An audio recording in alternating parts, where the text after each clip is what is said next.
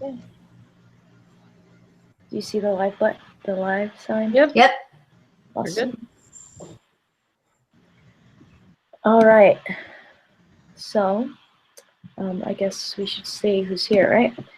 So, my name is Jessica Carlock. I'm Angela Adams. Courtney Tablian. Jessica Dalton. Elsie Warnell. And we will start with our debate. So, I believe the humanists go first. Dog. Courtney, you want to go, or do you want me to go? Are we just going to answer the questions? Is that what we're supposed to do? Well, I'm just getting to the question, in the instructions for the debate, there's different questions. Yeah, so there needs to be an opening statement from the humanists, an opening statement from the religionists. Okay. And then the humanists state their main points of their article, Okay. and then the religionists state their main points of the article. And then we kind of have a question and answer where the humanists ask the questions, and then the religionists ask the questions, and then we have our closing statements. Sweet. Do you want to do the opening statement, or do you want me to do an opening statement, Courtney? I'll let you do an opening statement. All right. So You get 5 minutes each. I think you'll be better at doing the intro. So I'm winging it here, girls. So let me just get this straight. So we give an opening statement, and then you give an opening statement, and then we do the points, right? I think it's just one person can do it, but it doesn't, whatever you guys want it to work. Well, yeah, it's the humanist given. Well, no, that's what I meant. The then the humanist religionist. versus Oh, yeah. Okay. I thought you meant both. Okay. Yeah, you're right. Point of view, we believe that religion has become obsolete. Traditional religion has become obsolete. No longer is in accordance with the times as the modern times. We believe that man is basically on their own. We believe that we are in charge of our own destiny. There is no life after death. What we do here on earth needs to be focused on ourselves, the betterment of ourselves, the betterment to create our own creativity, and to also better humanity. Courtney, you want to add anything? That was really good. They're very mathematical, very scientific, logical. Science rules everything. Yes, if it doesn't have proof, then it doesn't exist. There's our opening statement. Yes. So then I believe, Jessica, you have our opening statement. Is anyone doing the summary? Oh. Would someone? Summary? I don't think we have to We do this. do. Yep, we do. I don't think we do this. We do? Because I thought it was just the debate and that was it. Yeah, I did too. We have a wrap up at the end, but not a summary this time. Yeah. Okay. Oh, okay. For some reason, Yeah. I thought there was Good thinking, summary. Courtney. Sorry. No, that's right. Yeah. All right, Don't make so more I work do. for us. Jeez, always trying to add more work. All right, I have our opening statement. I typed it out so I won't forget. All right, so. Well, that's good. I'm glad. As religionists, we believe that religious freedom is something we must not forget as an essential aspect of our personal freedoms as human beings. Religious freedom is something quite unique to our United States Constitution, and according to Elder Dallin H. Oaks, he states that, quote, many constitutions fall short of the protections that are needed, so we are grateful that the United States government seeks to encourage religious freedom, close quote. Religious freedom is a human right that needs defending as many individuals including those of the humanist line of thinking, are seeking to do away with religion and religious belief or practices in public policy and other political matters.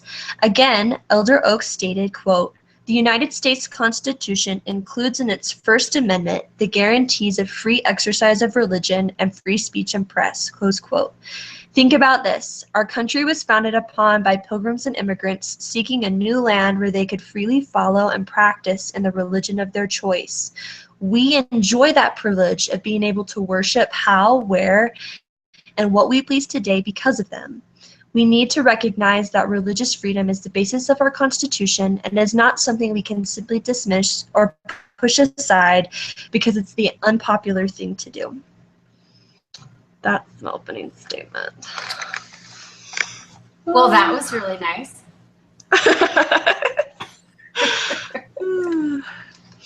Go ahead, Courtney. A huge compliment. That was really good. But it's interesting. It's interesting that you say religious freedom because the humanists, we do believe in upholding religious freedom. Yep. So do you want to do our main points? The humanist religion is what this is that we were reading. It's the humanist religion. Just so you know, like literal words, humanist religion. And they do believe in faith, actually. It's just their meaning of faith. Sorry, our meaning of faith is having beliefs. And so we believe that faith and science put together is what we need to base our religion off of. But not in God, no God. Okay, so the arguments, right? That's the arguments. Arguments.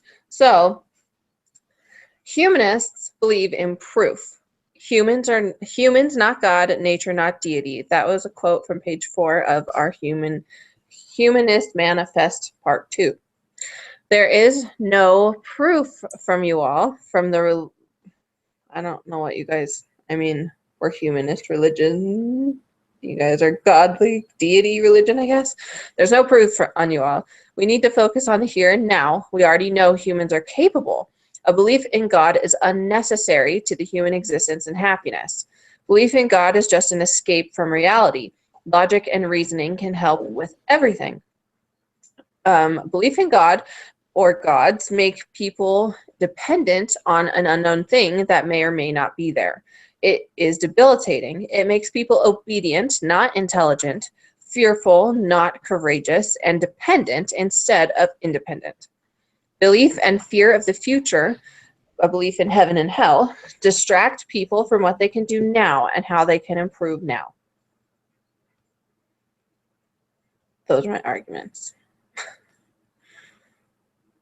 That's the main point. Anything you want to add? We don't need God. We can do everything on our own. We've proven that we've been able to overcome natural limits in travel. We can control our environment, and we've created technology. We've created technology. We don't need, nor do we believe that there is a higher supernatural being. There is a caveat to that. We don't deny that we don't say there is no God, but until you can prove to us that there is a God, then we won't believe in it. But there could be a supernatural source up there, but until there's proof, we won't believe it. We need science, we need facts. We do have good morals, just like you. And we both defend a government that is free with choice. Yep, go ahead. A democratic society. Yep. We believe in freedom. We believe in freedom of religion. We believe in the Constitution, the Bill of Rights. We believe in free universal education. We deplore racism and ethnic or class antagonisms. We believe in world peace. We want to get rid of warfare and terrorism and hate. And we believe in world conservation, and we believe that all mankind throughout all the world should be treated equally. We also believe that eventually we should all be globally under one federal government and live in peace and have free travel and have a better economic system for the whole world so that there's not poverty-stricken areas and rich areas. But just know everybody has a better life and a good life.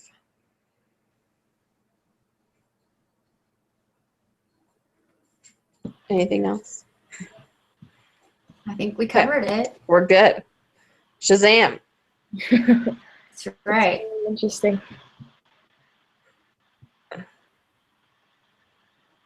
All right.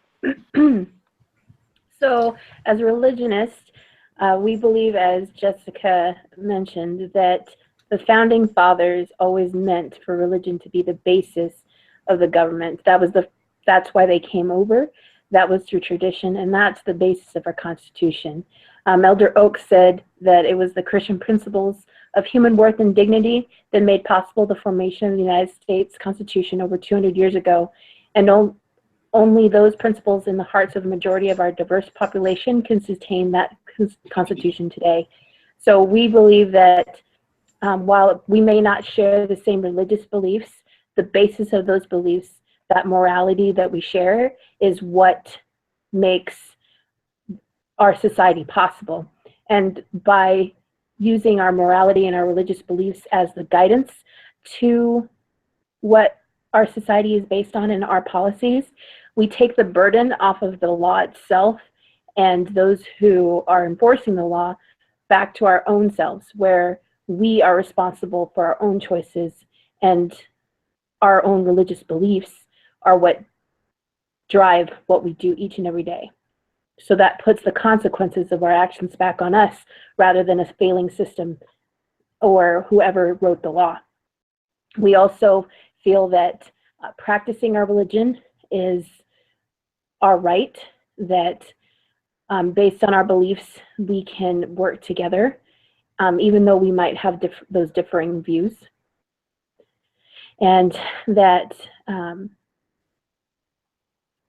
if we work together as different religions, and if there is no religion, that we can still work together rather than the arguing, that we'll have that common ground of morality. That's all I got.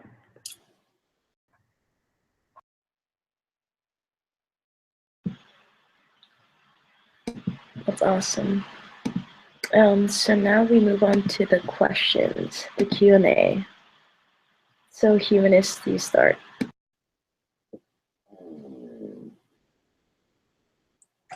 How can you base your entire government or constitution on a religion that there is a God that really exists?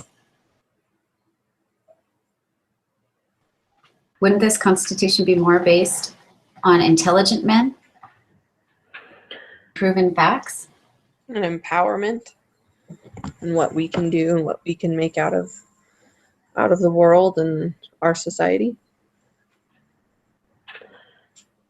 So the Constitution was based on the religious beliefs of these men and of the time, but they have hold true. Those same beliefs, or the morality that we've adopted, are the same ones that still are true today. Don't lie, don't steal, don't kill. Those are the same ones that hold true. Whether or not you believe in a God, the fact that those are still true morality fixtures of our society, that's really what's important. I agree. We agree. I agree. We agree that morals with that. are what we agree that back then believing in a deity is what they needed, but it is outdated. There's no scientific basis. We do believe and are based off of those morals that people have had, but believing in a God and a deity, a supernatural power of some sort, holds us back. We we don't realize what we as human beings can do and the good we can have in the world because we are somewhat cowering in in worshiping a god, limiting ourselves. Now, we agree that there are ethics and morals. Don't lie, don't steal, don't kill. That's what we believe. We're totally for the Constitution, just minus the God part. But the times have changed. Looking at anyone can love anybody, and consensual sex between two adults is fine, and religion holds that back. And with that, why can't people love each other? And if they are consenting adults who are doing no harm to anybody else, what's wrong with that?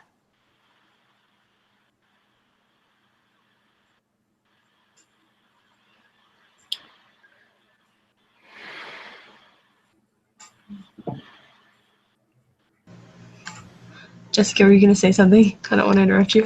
No, I'm thinking. Okay, I'm thinking too. You guys are really, really good. Because I'm trying not to bring, because I'm trying to create that balance where I'm not using like scripture. It's just like This really is hard. I hate being on this side.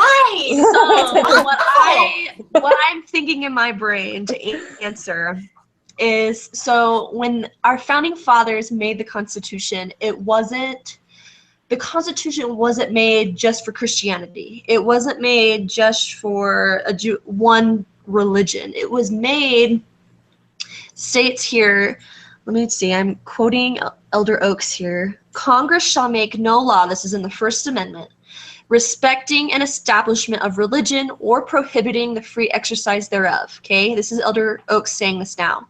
The prohibition against an establishment of religion was intended to separate churches and government to prevent a national church of the king still found in Europe. So they were saying not necessarily like this is the religion that we are going to follow. We are just opening the grounds where if you want to believe in your humanist religion, you can do that. You can believe that there is no God. You can believe that there is no deity. But we also are saying... The question is, how is it okay then that the Constitution doesn't support one religion? How is it okay for deity religions to not allow people who have other beliefs, such as gay marriage or whatever they want, free marriage, open marriages, anything like that? What makes it okay for a religion that's not supported or backed by the Constitution, a specific religion, to not allow that? So I think, oh no, I just lost my train of thought. And since there's policies right now, how do we come together? Okay. So again, I'm going to refer back to Elder Oaks. He was saying that we people that believe that God says that marriage is between a man and a woman, like those of us who believe that on one side, we have the right to express our opinions and our beliefs, just as the other side believes that they have the right to express their beliefs, that it's okay for a man and a man to be married, and it's okay like for this to happen. And so Elder Oaks was saying that we do need to come together and find common ground. We need to, I don't think I'm answering this very well. We need to both come to the table ready to understand one another. And so on one hand, we have the religious people, saying that marriage is between a man and a woman. And the other, we need to come in with the ideals that we respect what the other side has to offer, but the other side needs to come in and respect what we have to offer. Because marriage between a man and a woman has been, and Elder Oaks has mentioned this, has been around for thousands of years. And so for a small minority group to be coming in and saying, hey, we want to change this definition, that's kind of going to be a big deal because it has been around for forever. And so I don't know if I'm answering this very correctly. So No, you're doing a good job. why it is your purpose as a deity religion stance, is your purpose for people to be happy? If it is, why is it not okay for two people who love each other to love each other? Our purpose in life, as what we believe, is to be able to find ourselves and our full personality, who we are, and the satisfaction of life. And we do that through enjoyment and creativity and goals and achievements, and through love. If we know that we love someone, even if they are of the same sex, if your whole purpose is for people to be happy, why do you deny that to some? Someone else want to take this on my team? So you are right. So you are right, Courtney. Our as religionists, we believe that we should all find happiness and find joy in this life, and we find that joy through our God, through His guidance and through His commandments. And so we've mentioned all of the Constitution, and at that moment, these inspired men found joy in that, because they were coming from a place where they weren't free. They were oppressed, and people were dictating their lives. And so they came to this new world to find that freedom. And so at that time, they found that joy, that happiness through this new world, which was freedom. And so they were able to worship and to speak their minds and to do as they pleased. And that has been a tradition since then, since they were here. We are a free country. We are a free people. And so we have And I'm realizing that. We agree. I just want to know why a religion can dictate why some people can't have that freedom to be happy in their own way. Right. So earlier you said that when our founding fathers founded this country, they founded upon God, right? We do agree on that. Yes. We didn't say that, did we? I pointed out that it was based on. Oh, okay. And that, yeah. Okay. And that So a lot of our morals are based off of old religions. So we do agree that this country was founded upon God, or the principle, or yes, the premise of a God. Right. Yeah, there we go. And so, I forgot. We won't ask any more questions after this. We'll probably move on. I think it's about time to move on. So after this one, we'll shut us. So we do believe that from our beliefs that traditional families, a man and a woman, are the most ideal way to raise a family and to be the optimal contributing societal basis that we want. Now, as we've seen, a lot of laws have been passed that allow for marriage between same sex, which is something that we do not agree with. What our main stance is that even though those have been passed, we shouldn't be forced to participate in those things. So while we believe that those of that agree with that and with homosexual marriage and things like that, that's your belief, and we don't want to take away your rights. We do think that people should still offer fair employment, fair housing, those type of things. But at the same time, we ask you to respect our beliefs and not force us to participate in those activities. Okay. That is awesome. Good job, Elsie. Way to wrap it in, Elsie. Way to wrap it up. What do you mean by participate? I'm sorry. I just have to. I'm playing the devil's advocate here. I'm like, it's like in my head. Good. So by participate, for example, if you choose to marry someone of the same gender, that by the law, that's acceptable. However, coming into, let's say, a Mormon chapel or a Catholic chapel to perform that ceremony and forcing us to perform that ceremony for you would be infringing on our religious freedom. Okay. Good job. All right. I understand that. Switch the boats. Now you guys can ask us the questions. And Courtney's on fire, so just shoot away.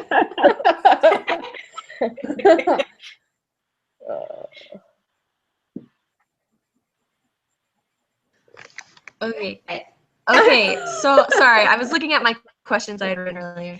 So from what I understand, the humanist point of view, you believe in having peace and harmony and unity, right? With everybody across the whole world.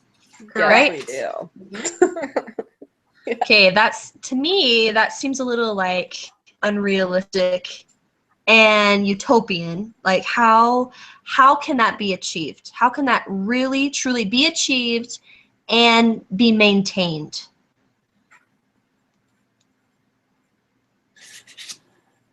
Have anything, Angela? I've been running. Go ahead. I've been Courtney. running my mouth, so. Oh no, it is good. I'm looking for the exact. We can start with laws by opening trade and travel, by having free trade and travel, by getting rid of the idea of warfare and getting rid of all of the nasty chemical weapons. It will take some time. Just as this idea became popular, it took time. It took time for the humanist idea and religion to take hold. And it will take time before that is able to happen. But we do think that steps need to be taken in that direction so that we can form a global unity. The UN is already kind of starting to do that. The United Nations, that is technically a government over those nations.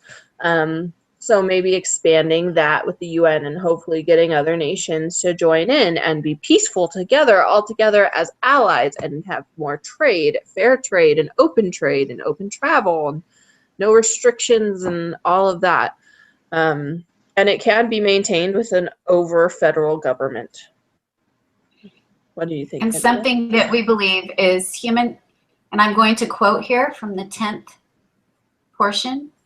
Humane societies should evaluate economic systems not by rhetoric or ideology, or not they increase economic well-being for all individuals and groups, minimize poverty and hardship, increase the sum of human satisfaction, and enhance the quality of life.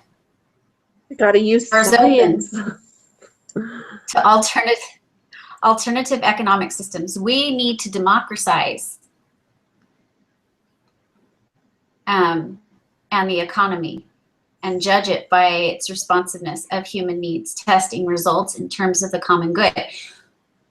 You're right, Jessica. It will take a lot of effort, but that is our goal, and that's what we feel achieved if we all work together for the common good of everyone.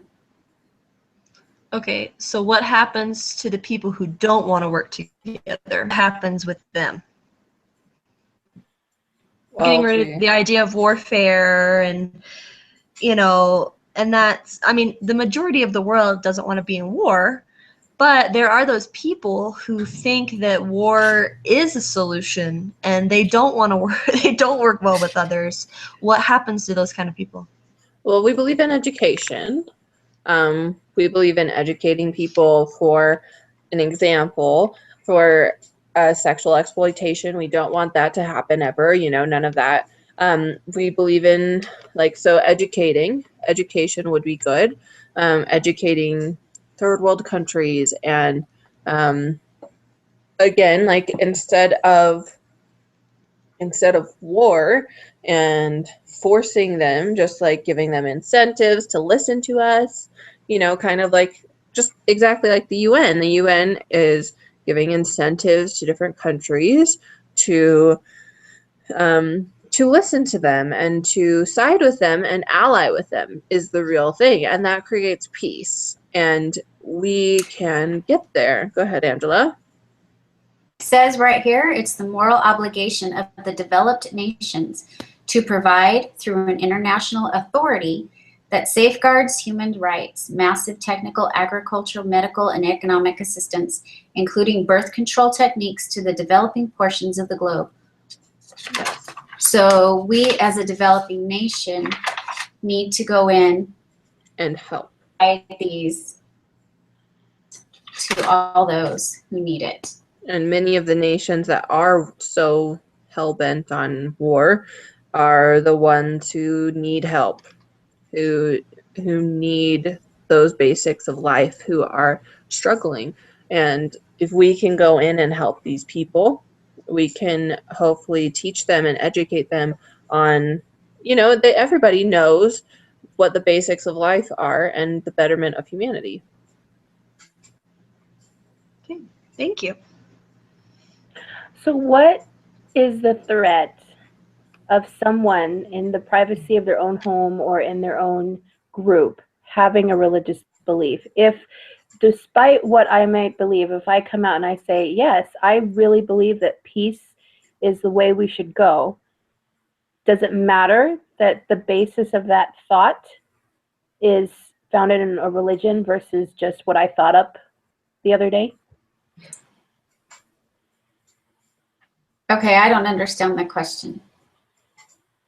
So what's the Explain problem that again, with Elsie. Just say religion? that I again. think is what you're asking. Is So like, what is the problem or threat of a religious view? If in the end we are going for the same goal, to have that peace and to have a moral society, why is it wrong that in my home I come up with those ideas based on my faith and based on my religion if it's still going to the same goal? There's no physical threat to us. There's no threat as we're not going to do anything to you all because you have a belief in God.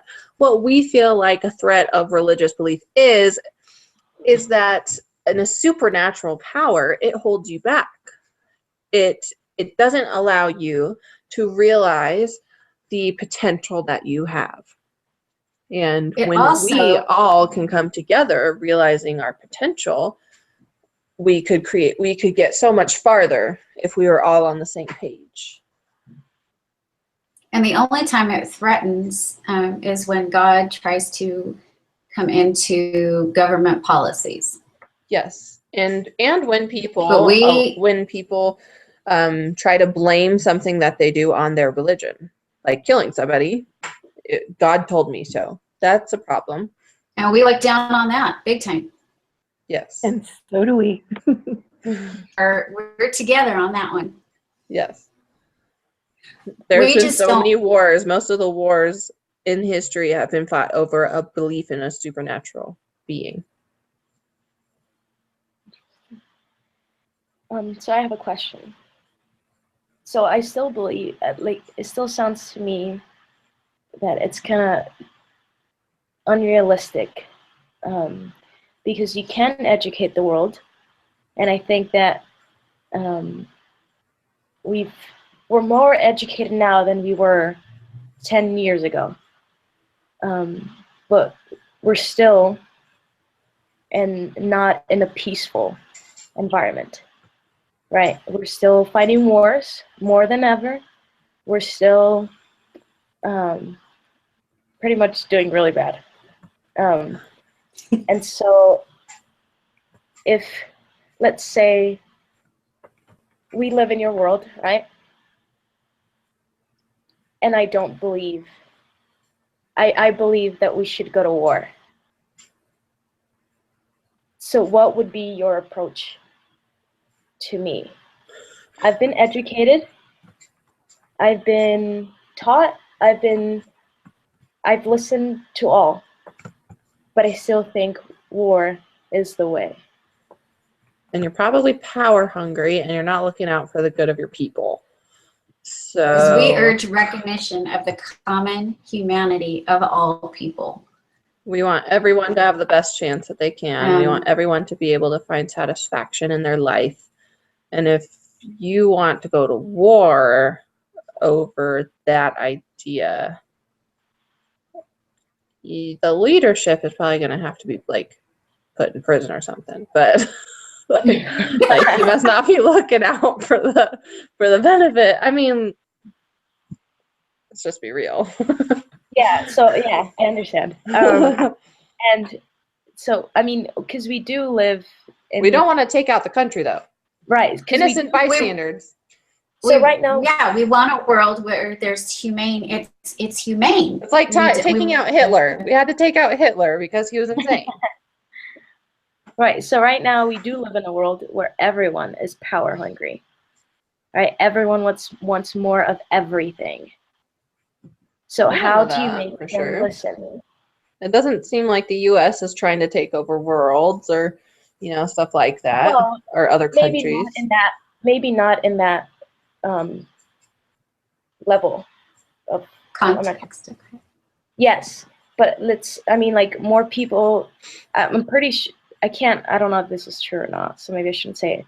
But I believe that we are the number one nation that spends outside of our means, which means that we want more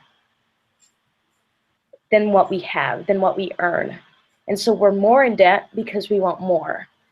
That's why we feel that the first world countries have a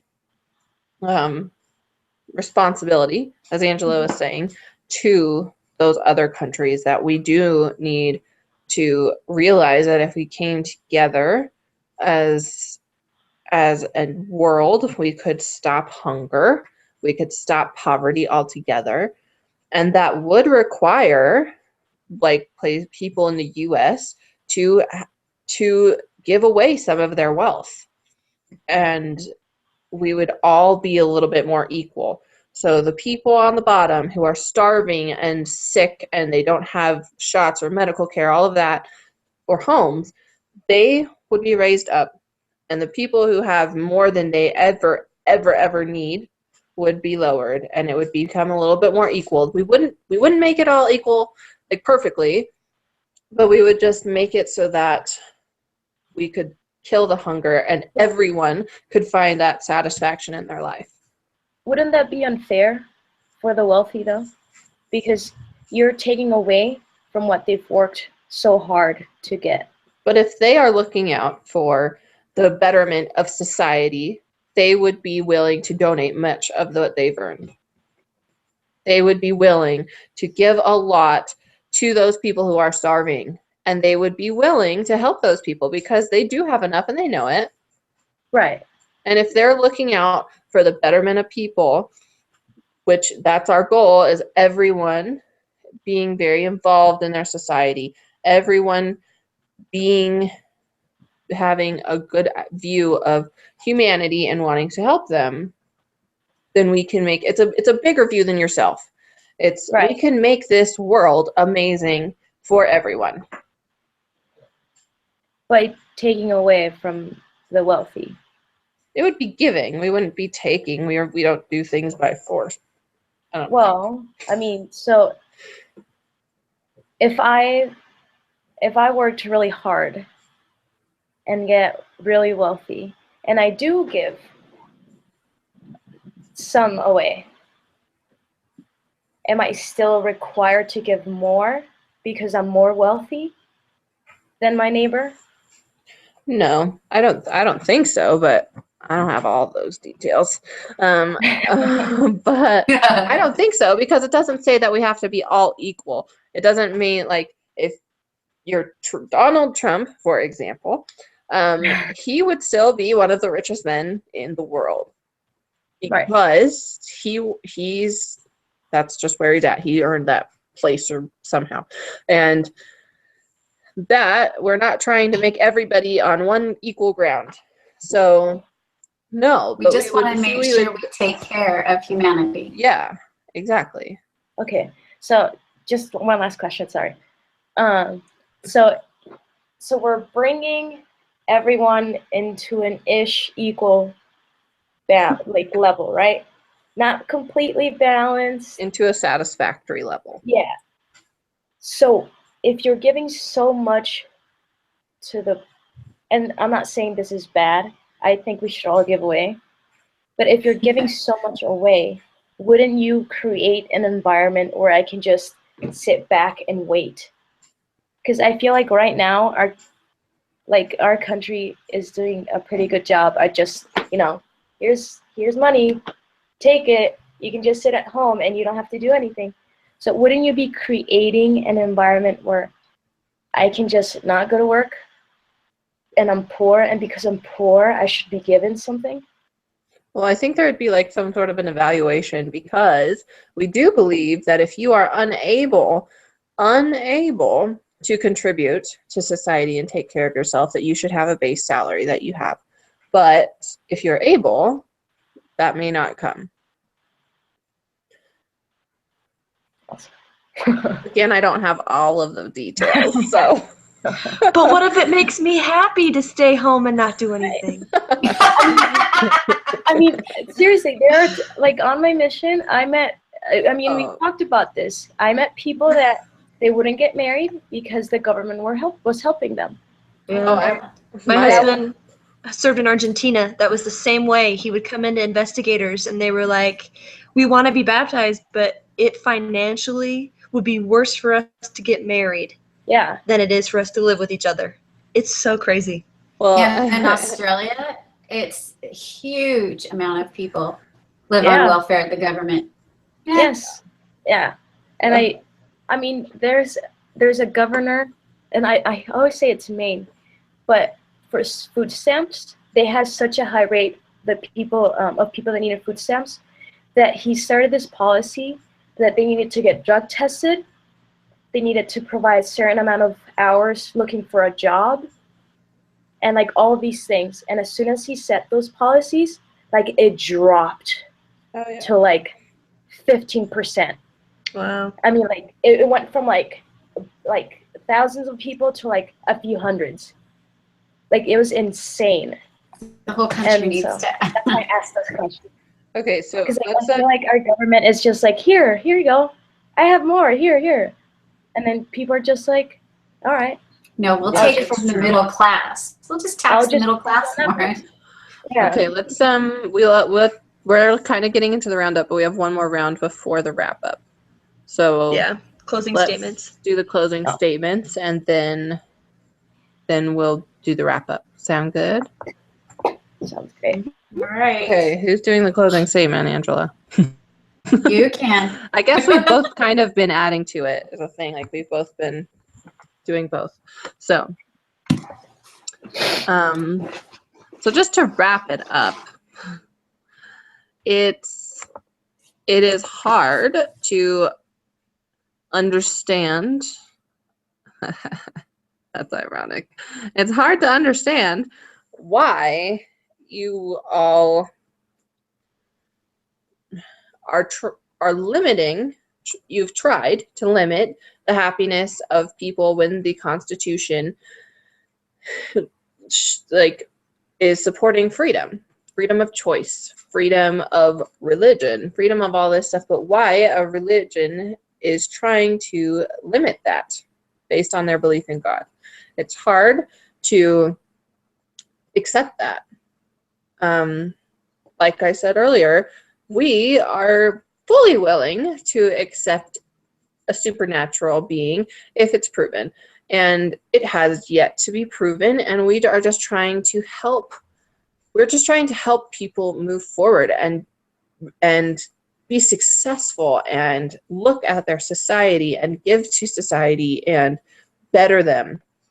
A lot of it comes from the individuals, and it is an individual thing. If we better ourselves, if we strive for the things that make us happy now and for the things that help others now, things will be better in the future. But by looking towards a God and a heaven and a hell, things don't change much. There's not as much change here and now because people are too busy thinking about before, or the future, not before.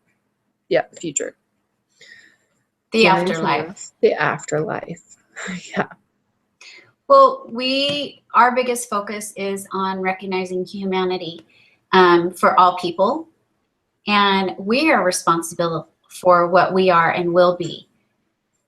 We do not need a superpower, a supernatural being. We are perfectly intelligent beings that keep as far as intelligence goes, and we just want to live peaceably because there is no afterlife. So how we live is how we live, and we want to be happy and we want to be at peace, and we expect all people to be treated. And we want humanely. everyone to feel that. We want everyone to find that peace and satisfaction in their lives.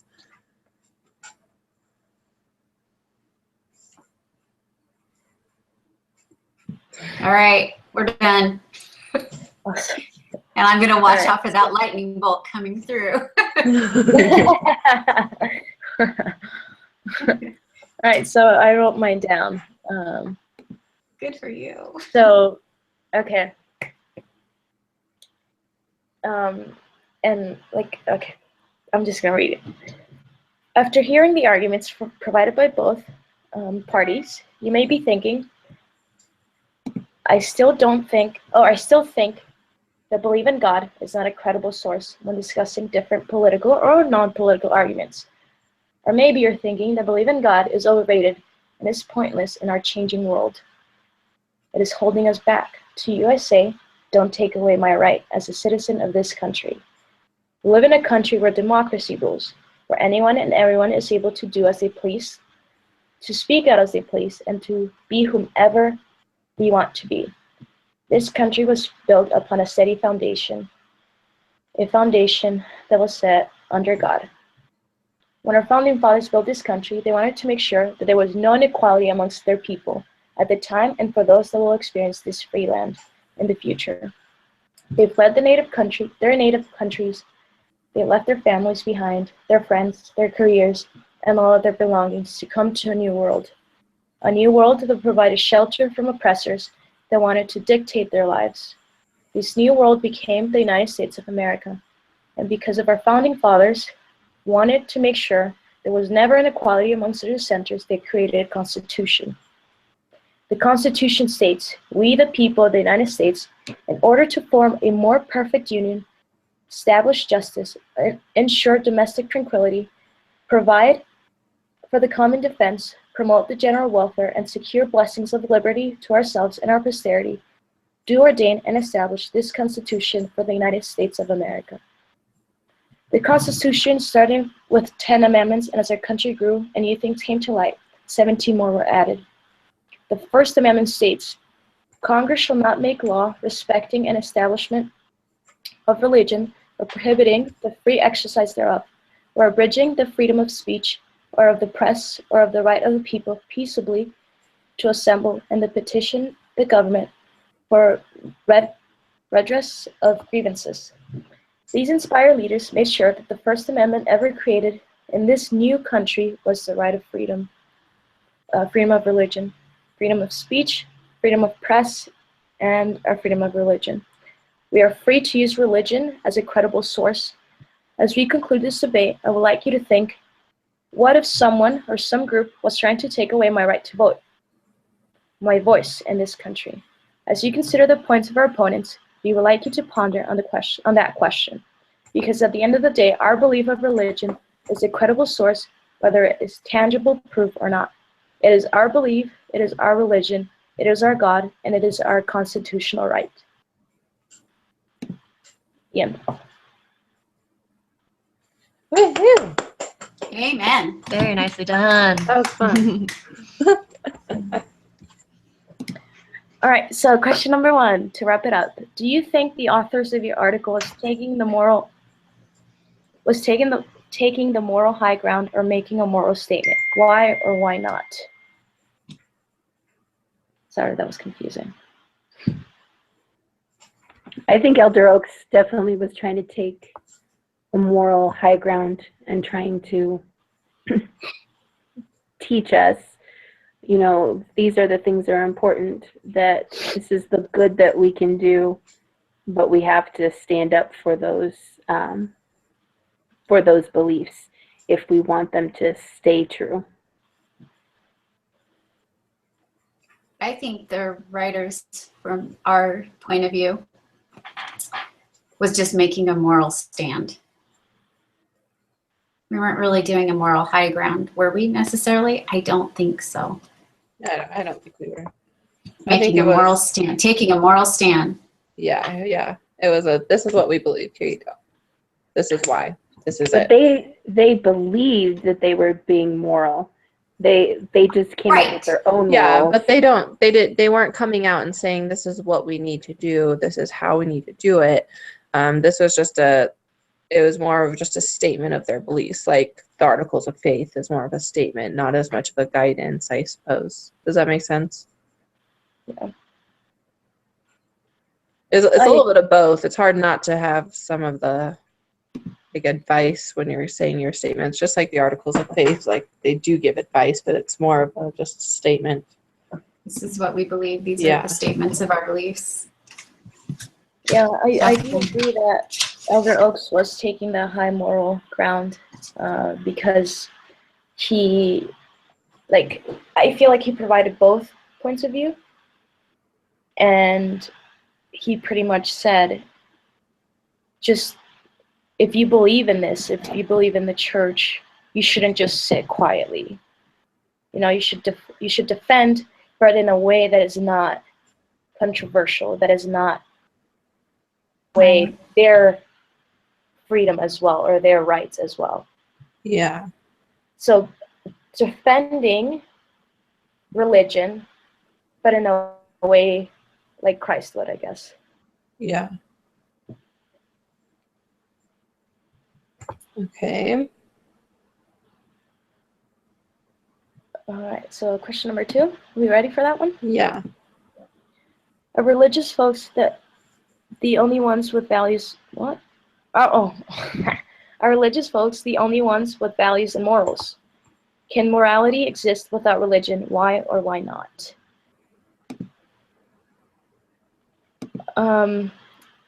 I think that there are a lot of people that have morals and don't go to church. Yeah. Or don't belong to a specific religion. Yeah. Well, and even the humanist view, they have ethics and values and morals. They may not have all of the morals that we have, but they do have Right. morals and ethics, like all the basic stuff. Mm-hmm. Yeah. Just remind me of like how we all have like the life. Like, yeah, there are people who don't have morals and values and like they choose bad things and whatever. But like for people who aren't religious but still have morals and values, I think back to like we do have the light of Christ. We do have a conscience. We know what is right and we know what is wrong. Mm-hmm. And so regardless of if I go to church or not, I know that taking someone's life, that's not a good thing. Like that's not good.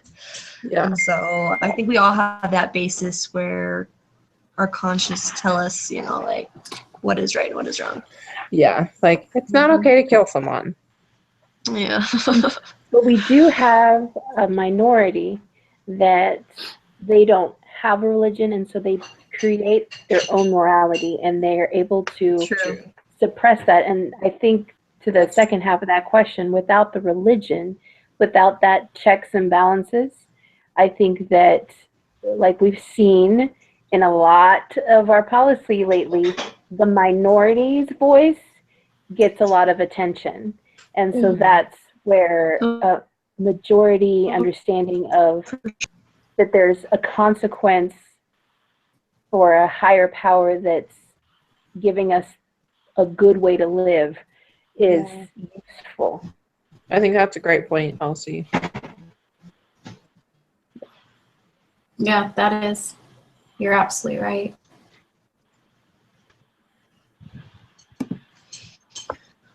Does anyone have anything else to add? I think that's good for me. All right, so I will stop the broadcast.